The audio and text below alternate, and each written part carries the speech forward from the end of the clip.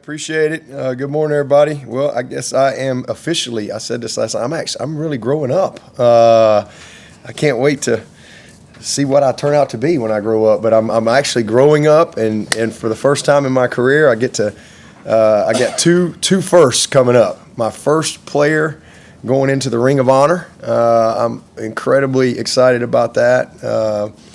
Clemson people know the relationship that I have all the way back to recruiting CJ, and it's just really crazy how time flies. I mean, it really is. I've known CJ since he was 16 years old, and now I think he's 36 or 7, something like that. And now he's going in the Ring of Honor. So pretty cool. He was my first 5-star guy here. He was my first rounder. He was my first Pro Bowler. He was the first college football Hall of Famer for me, and now the first Ring of Honor guy. So really excited for him, and what a well-deserved honor, to see him recognized that way. So I'm really excited about that. And then my first time to coach against, one of my guys, in Coach Elliott. So special weekend all the way around. Looking forward to it. I think it's going to be a beautiful day, and I know Clemson Nation will show up and create the best game day environment in the country for us, and kick it off. And let's get there early, because obviously we want to really celebrate CJ Spiller and what he's meant to Clemson for years and years and years. So going to be a great day. And as far as the game, Virginia's a good football team. I'm really impressed with the job that Tony has done and his staff, because obviously I've been trying to keep up with them since he got up there, from where the program was when he got there to where it is now. I mean, it's really impressive what he's been able to instill. You see it, especially from a coach's eye watching it. I see, and you saw it last year. I mean, they had I think they had like 4 games that came down to a play last year, and I just started to see what he's trying to instill in the team, show up.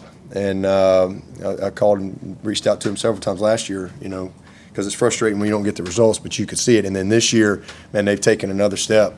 I mean, it's a good football team, really good football, well coached, and they've got really good schemes on both sides of the ball. But the biggest compliment that you can give any team and any coach is all 3 phases. They play very physical, they play hard, and they play fast in all 3 areas. So and it doesn't matter what the score is. It doesn't matter if it's the first play or the fourth quarter. You see that consistency in their effort. And so this is a really tough-minded group, and that comes from what Tony and his staff has been able to build and recruit and develop and nurture as they build their culture there. Offensively, everything starts with this quarterback. I mean, he's a good player. He's a problem. I mean, he really is a problem. He's a guy. He's kind of like the kid from Stanford that we saw. I mean, this guy can really create. Some of his best plays come off of busted plays, or come off of scramble plays. He puts a lot of strain on you.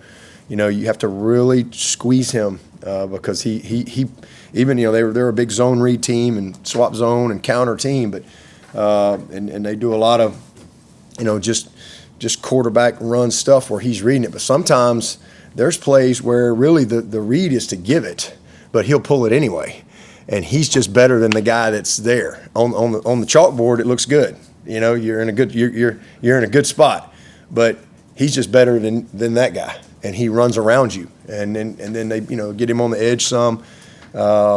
Sometimes, again, if you don't do a good job of squeezing him, he's around you and he's gone.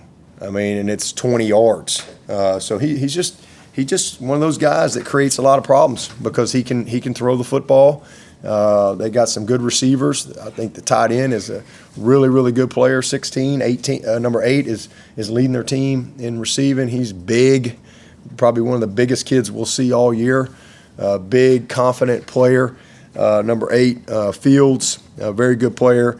Got 2 really good backs, and obviously we all know Kobe, and he's we loved him in recruiting, loved him while he was here. He is a really tough, physical, confident runner that runs behind his pads. So got a lot of respect for him and his game, and man, I'm proud of him. He's done an awesome job. And then that 0, the other kid that comes in, he's a very good player as well. So they got a complete group on that side of the ball. And then over on the defensive side, it's one of the best fronts we've seen.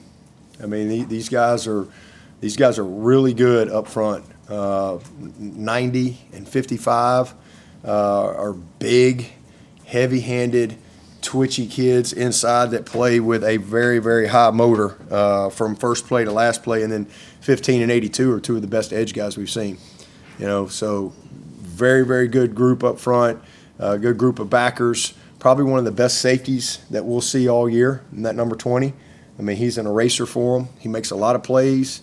Their scheme is a challenge, how they play their scheme. They're very well schooled on how to execute the scheme, and so this is a team that you have to line up, and you got to take care of the ball, and you got to execute at a high level. They're very, very, again, very, very well coached team, and a team that plays really hard and really physical, and it'll be a tough match for us. So excited about the opportunity, excited about getting back in the Valley, and seeing if we can keep building momentum within our season. This is a great opportunity for us. We've put ourselves in a good spot, but you got to do it every week. I mean, right now at the end of the day, we're just 5-1. We got to keep going, and so it just takes consistency in our preparation, week in and week out. Guys buying in to not just wanting to win, but being willing to do what it takes to win, and these guys have really done that. I'm proud of them. So we just got to keep building on that. And then another great thing about this month is awesome, but this game in particular this is our breast cancer awareness game, and it's always a special time.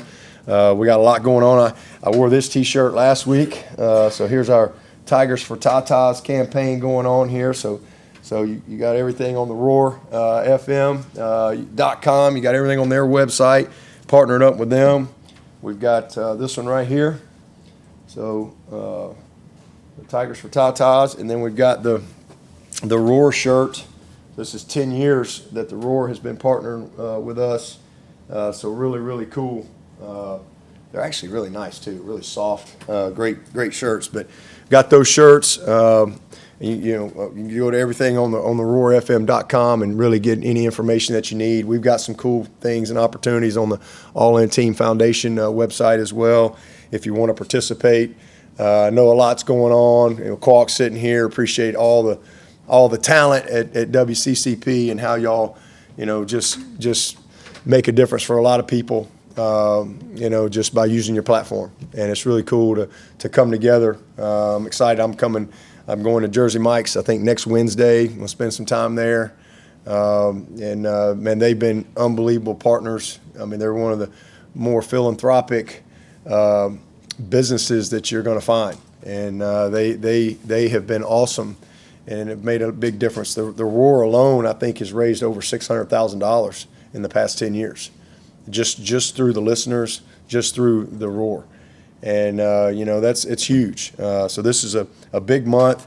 We're closing in on $13 million that we've been able to raise and give away through the foundation, and in particular in the breast cancer area that we are passionate about. We're on our 3rd mobile mammography bus, and they're those big pink buses that you see going around and giving mammograms. I mean, we're really excited about the impact that those will have for years and years and years to come. So really, really proud of that. But, talking about breast cancer and the importance of it, about 1 in 8 women, U.S. women, about 1 in 8 will develop breast cancer in their lifetime. And then in 2024, the numbers are predicted that more than 360,000 people this year will be diagnosed with breast cancer. We have our ladies clinic every summer, and we have 1,500 to 2,000 ladies there every single summer, and it's always interesting because I always have a message, and then the next year one of those ladies will come up and they'll say, well, that was me this year. I was the one. And but they're so much more educated because we've created a lot of awareness. We continue to try to do that, man, it's just been awesome to see. On average, every 2 minutes, a woman is diagnosed with breast cancer in the United States. Every 2 minutes. So just in the however long this press conference is gonna go on. I mean, if it's an hour, we got 30 women that'll be diagnosed with breast cancer. So it impacts. I would think most everybody sitting here in this audience has probably felt the impact, whether it's a friend, a family member, somebody, you've dealt with that. And so it's just, but it's one of those things that if you can create the awareness, you can get early detection. There's so many ways that you can defeat this. And so, just very passionate about it, and we're excited about, again, our game this weekend, and really, you'll see a lot of pink.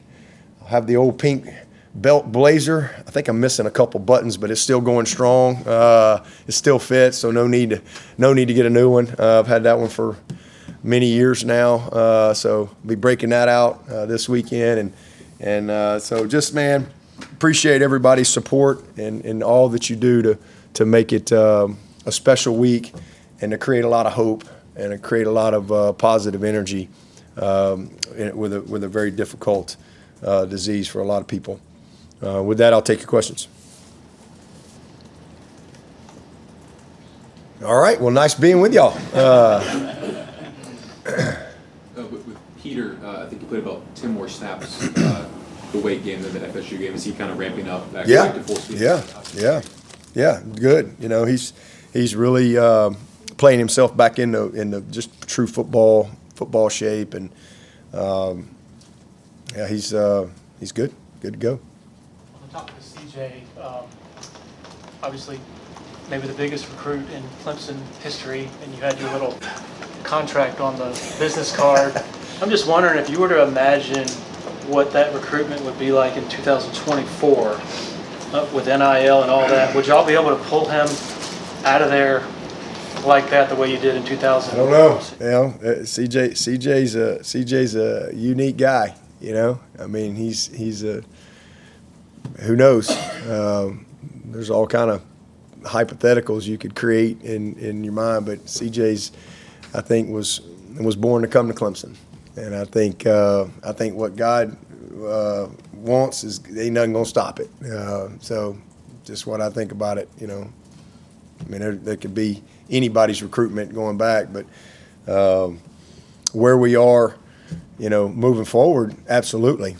Maybe the last 2 or 3 years, might have been more of a challenge where you're just kind of at the mercy of trying to raise NIL money, which is hard. But when you get into the revenue share, and that's a game changer. It's not going to be any different for us than it is anybody else. So then it's just a matter of, everybody's got the same amount of money, so you got to figure out how you want to divide it up, right? I mean, you got to everybody makes local decisions. But I'm excited about that. I think that's a great thing. You feel like you can only get that message to the recruits in 2025 in terms of it's going to be the same? Yeah. I mean, it doesn't, everybody's got to make their own decisions, but I think that's more because it really doesn't start till July 1, but you really got to start now, and that's kind of where we are in our process, but it still, comes down to guys making decisions that they think is best for them, and, that's no different year in and year out in recruiting. You said, getting to next summer is the challenging part. Is there a pitch you'd like to make to just the common Clemson fan for NIL, just trying to fortify? Yeah, we need to keep supporting it, because, again, you got till July 1, and we've got a great plan in place. And like I said, because we're gonna operate on rev share like it starts January 1. We know what we're not waiting until July 1. And I think most people probably in our situation will do the same thing. So we're not, but we can't start the rev share till July 1. So you have to we have to raise enough money. We have the money, we can't share it though. So you have to go raise money outside of, what your in-house money is, to be able to meet the needs. But we're in a really good spot. I mean, we got a great roster. We've only got 12 scholarship seniors, and 4 of those can come back. So we've got but you always plan for a little bit of attrition. There's going to be some of that, but we got a really good roster, and so we're in a good spot. And again, heading into a better spot. Do you have an idea how big you want 2025 to be, numbers-wise? Well, I mean, we're going to have to cut about 40 kids or so. We got to cut a ton of guys. There's some we'll want to keep for sure, that are contributors that you got to, because we got to go down to 105. But from an 8, but we're not at 105 in January. It's not like you can go to 105 in January. So, we're over with the amount of kids we have committed. But you kind of plan on kind of some normal attrition. There'll be some kids that maybe just want to play more, don't like their role or whatever, that'll probably move on. That's normal for every team. But we've got 12 scholarship seniors. That's it. We're at 85. We got 12 seniors. So you want me to go sign 30? Who you telling to leave? I'll let you call them parents. We're in a good spot. It's no different than it is from year to year. And then, we'll manage how we fill out the rest of the roster, whether it's high school kids or portal kids or whatever, to kind of make sure we've got our 105. And then there's kids on the roster that you're definitely going to want to keep that are already contributing. You're not going to go get 105 Bryant Wescos. That's not reality. It's never going to happen. And you got to be able to practice and prepare. So you got to have a little bit of everything built into your roster, from developmental guys, guys that are ready day one, and guys that are, redshirt juniors like Ron Linthicum. You got to have a little bit of everything as you build your roster. Do you think you need a quarterback in 2025 regardless of We love the 3 quarterbacks we have. They're pretty good. Very few people have 3 quarterbacks they can win with. If you got 3 quarterbacks today that you can win with, you're in pretty good shape. So, we definitely – and then we've got a good, PWO in here, Ethan Anderson, that's been here all year too, that we signed last year. It's a pretty good little player. We try to get a quarterback every year. It's what we didn't take one in 24 because that was our plan with CV. That was just executing the plan that we put in place. That's part of how we got him. We beat a lot of people to get CV, and that was part of he was 17, and we're like, hey, here's kind of the plan, and it's kind of working out really good. And he's a very good player and going to be really good, I think. And Trent's a really good player, and so we've got 3 guys that we think we can go play with. And again, very few. Our national championship team in 18 didn't have 3. We had 2. The third guy was Hunter Renfro, and I love Hunter Renfro, but he wasn't a very good quarterback. We wouldn't have won the national championship with him. So we've got 3 good quarterbacks that really love Clemson, align with Clemson. Everybody wanted me to fire Klubnik last year, get rid of him, go get somebody. He's pretty good. He's going to be a good player. He's back. Got CV's going to be a redshirt sophomore. Trent's in a good spot, but we'd love to get a guy. We will. We'll definitely probably take a quarterback in the 25 class of some sort. Right now we got Paul Tyson as our 4th guy. Love Paul Tyson. So is it a Paul Tyson type of guy, or is it a high school kid? I don't know. We'll see how it all plays out. But main thing is we need to keep 3 we got. That's where it starts. Is Tony's offense appreciably different from what was run here? Very similar. Yeah, very similar. They do.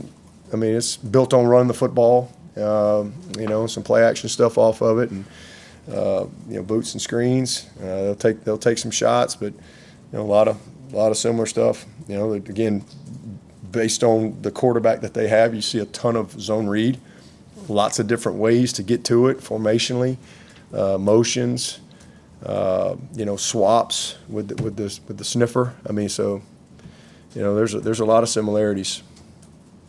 When you're facing a quarterback that's sort of an agent of chaos like that, how do you balance wanting to make a play chaotic when you know that's where he thrives versus maybe making a play normal, where he has to make a normal football play? I like that, agent of chaos. That's pretty good.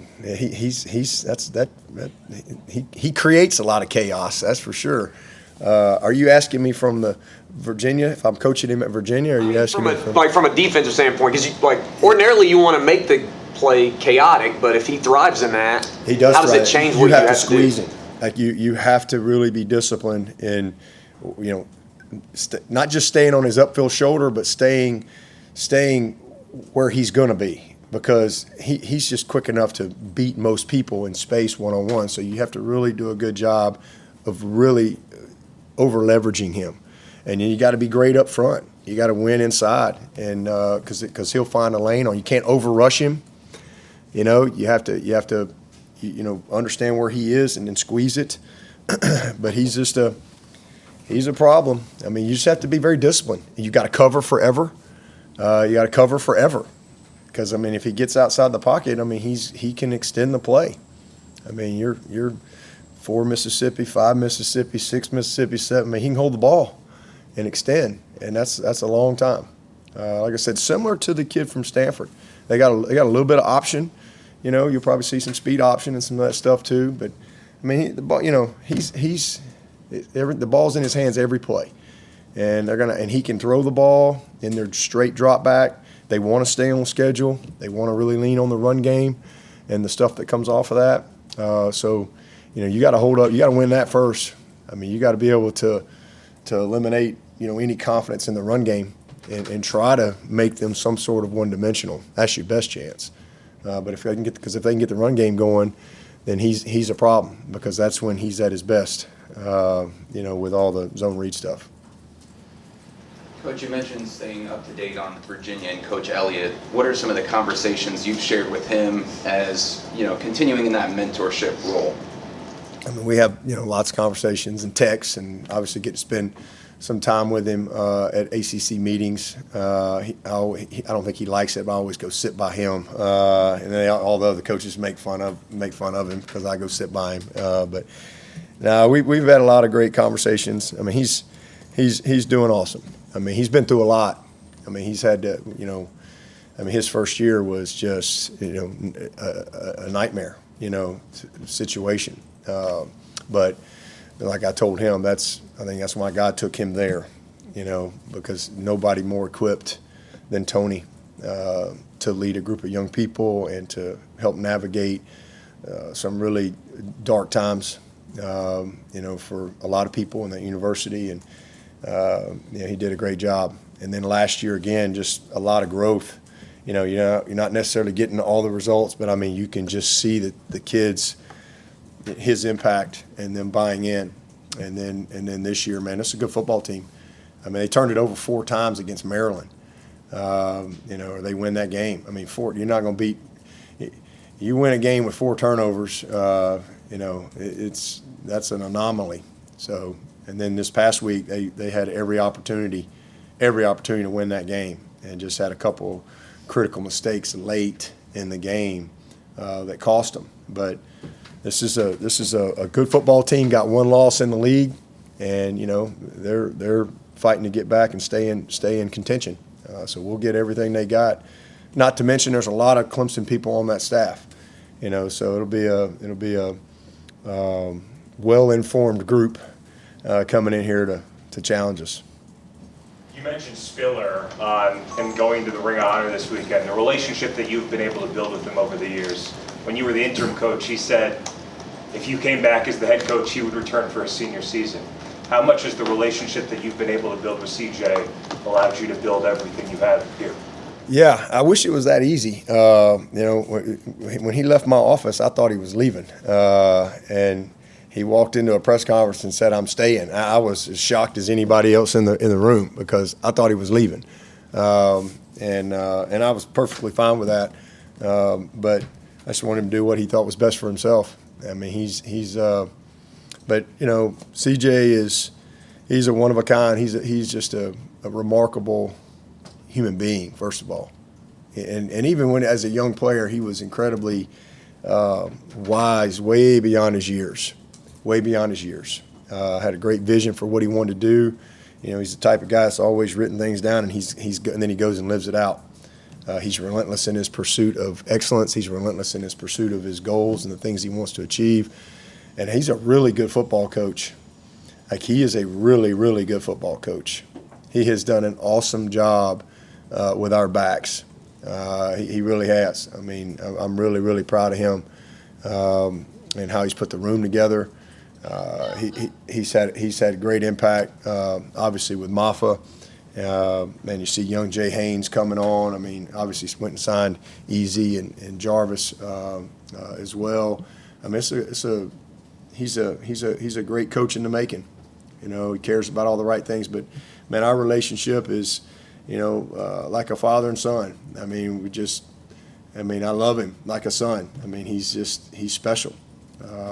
He really is in every regard, and it's been awesome to just watch him, you know, become a great father. His daughter's here now, you know, which is just blows my mind that Shania's here, and he's a great husband.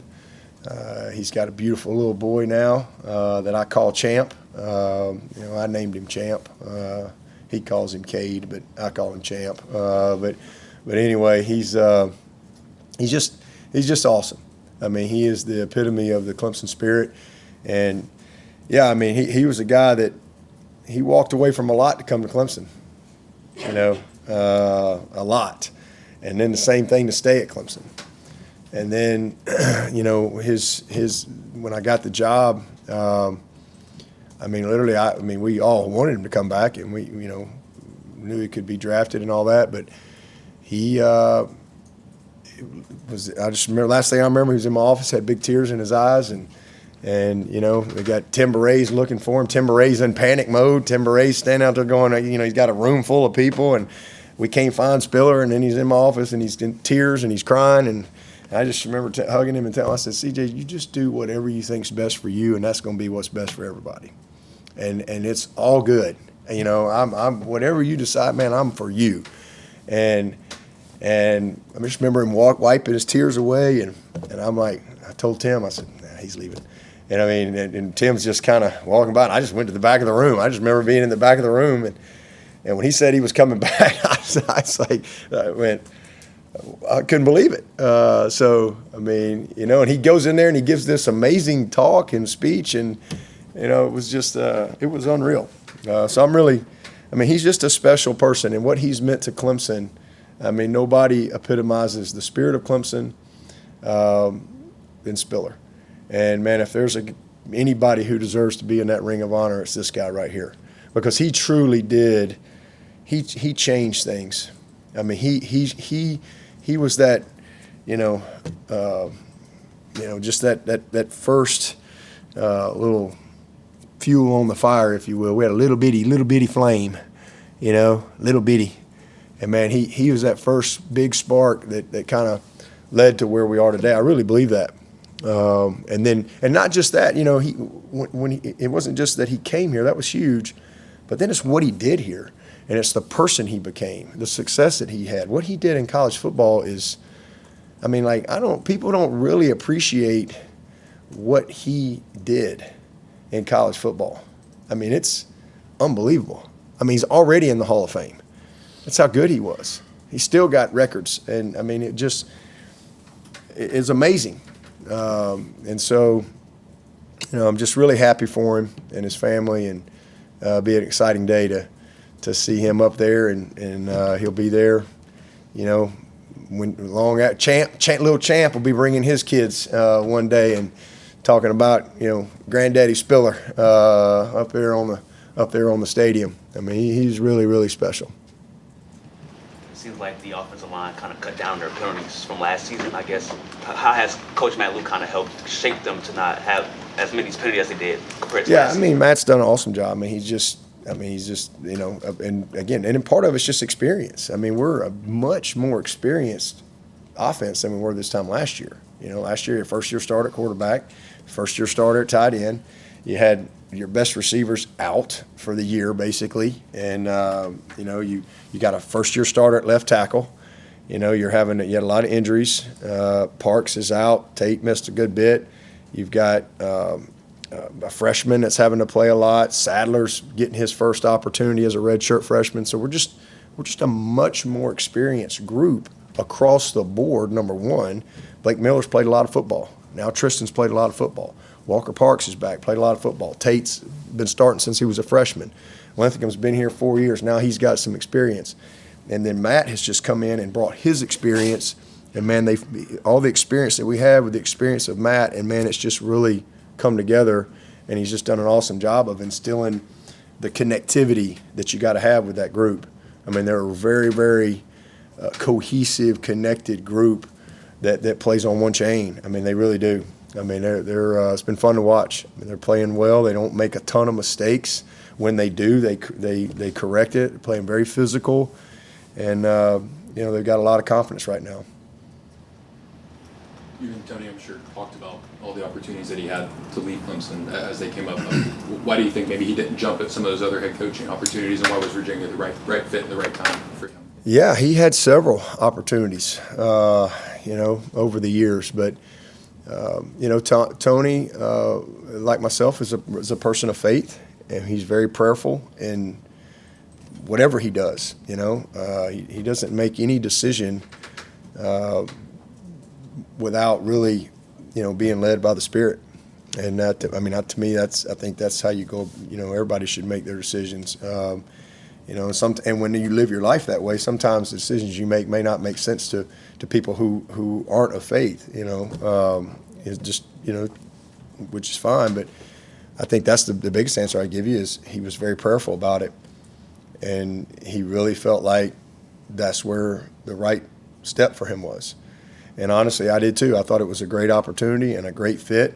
And again, he had a couple more that were staring at him in that moment too. I had no idea what was coming down the pipe for him. But, obviously with all the tragedy that he dealt with the first year, I always say, man, God directs our path. And I think, he was just what Virginia needed in that moment.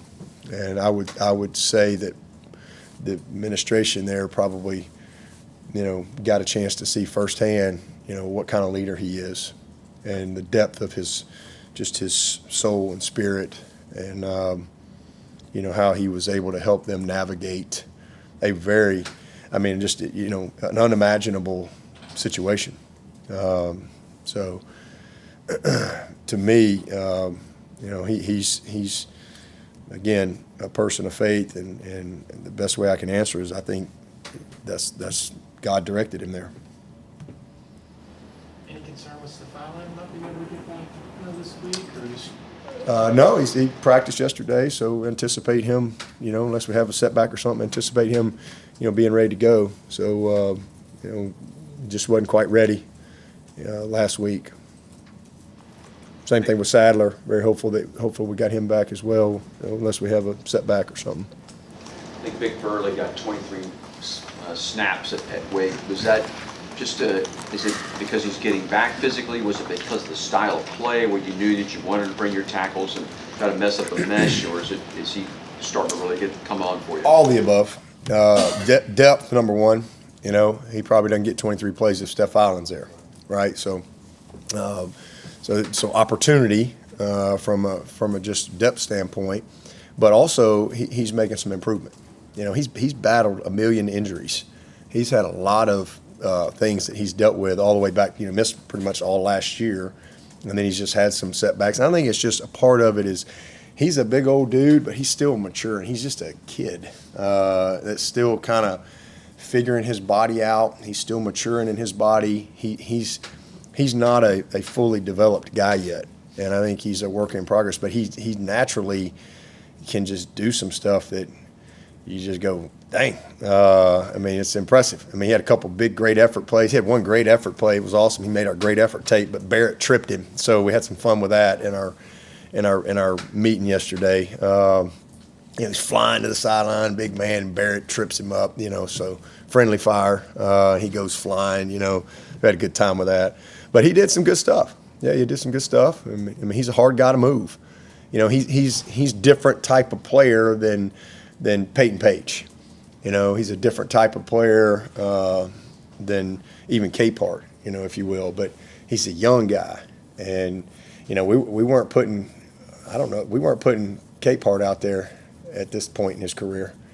I don't think he was even out there. And same thing with probably Peyton Page. Honestly, he wasn't quite out there. So he's not anywhere near what he can be, but he's a work in progress. He just needs to keep going and maturing in the off season and really learning how to be a pro with his body and all that stuff. I think there's still some room for there, and then just learning the game. But he did do some good things for us the other day and making progress. Harris Sewell's a guy that was able to spell Marcus Tate, came in on the jumbo package, let Marcus move to tackle on a drive or two. Is he a guy that is the six? He could be a six guy like Colin is, or again, we've got 7 guys that go start. I mean, like Harrison, Sadler. I mean, it just we wouldn't miss a beat. That's happened, right? Like we lost. I don't remember what game it was. We didn't have Tate.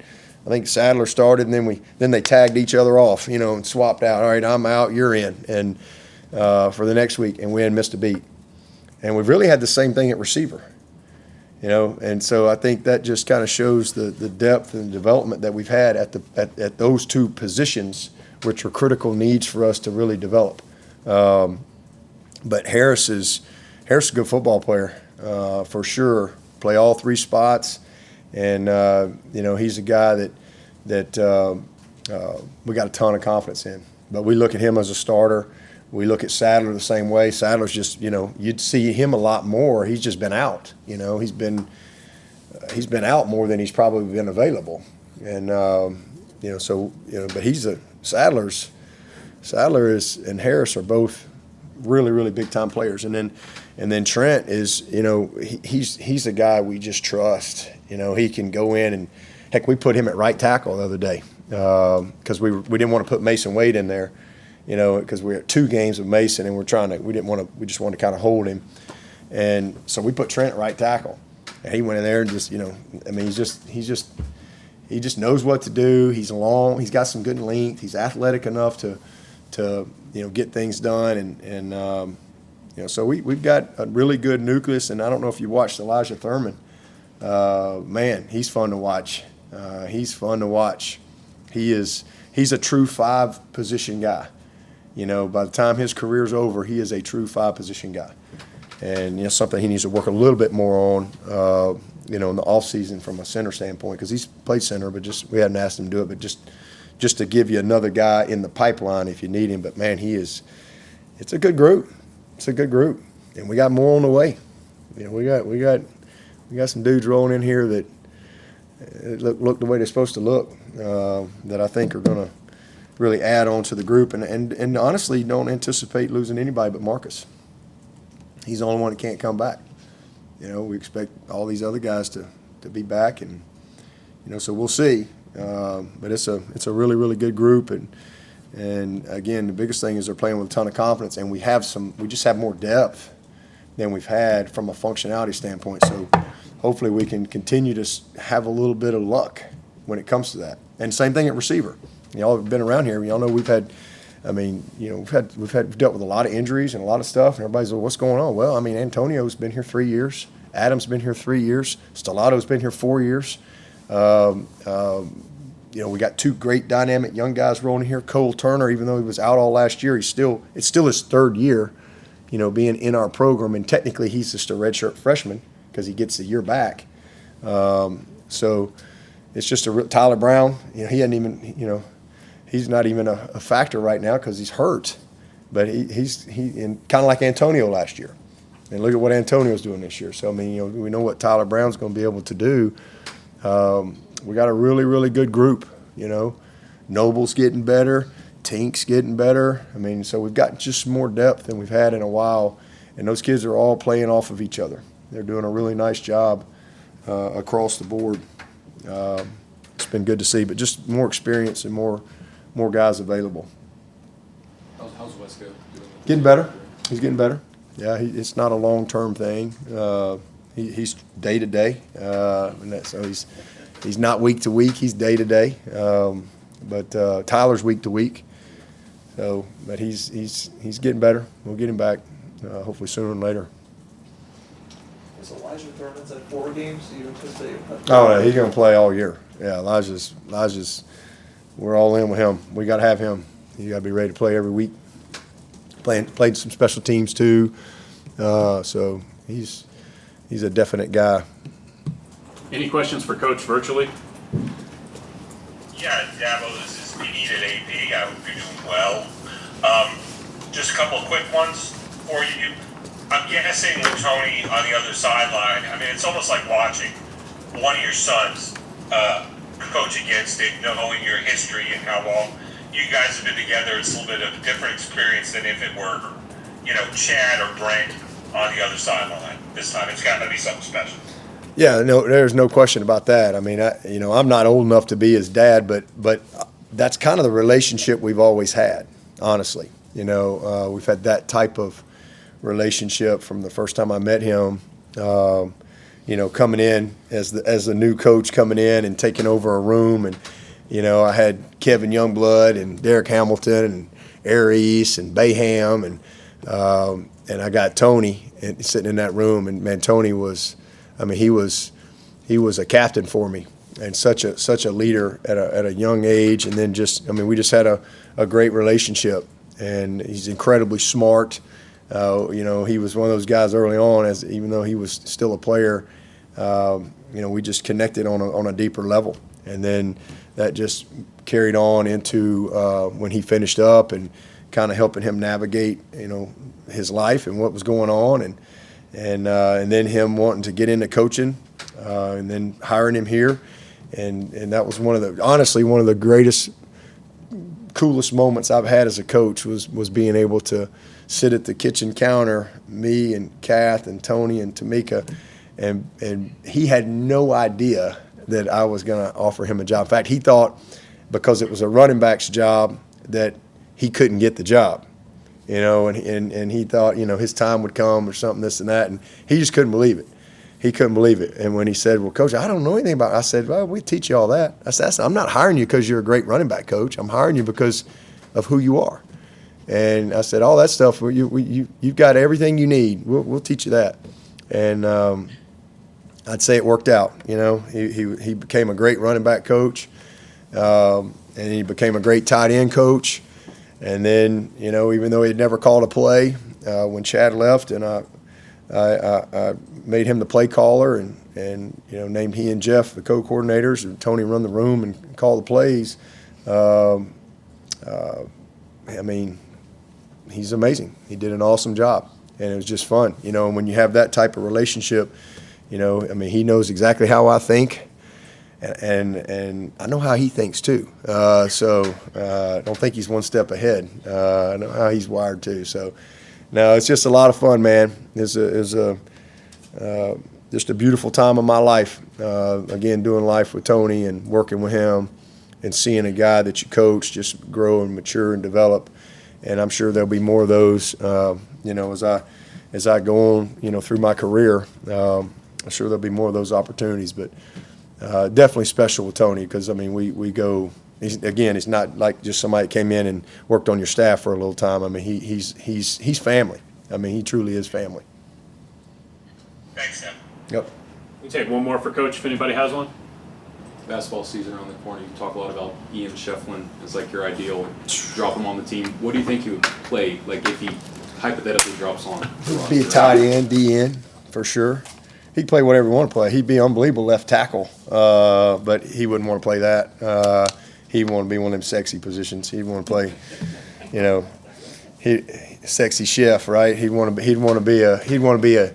Well, I'm thinking about Sexy Dexy. He's got Campbell's soup commercials now and all that. Y'all seen Dex? I've been giving him some grief. But yeah, Chef, nobody gets too excited about the left tackle.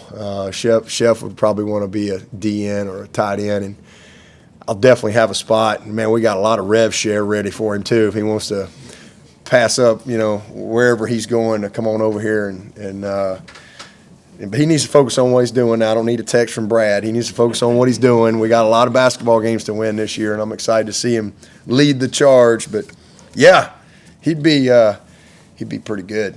He'd be pretty good, even though he thinks he's a quarterback. because he played quarterback. I think he was Mickey Kahn's quarterback at one point in his career.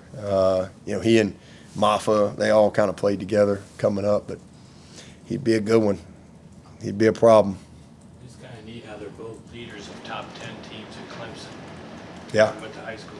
Yeah, and both great kids, just great people, great people.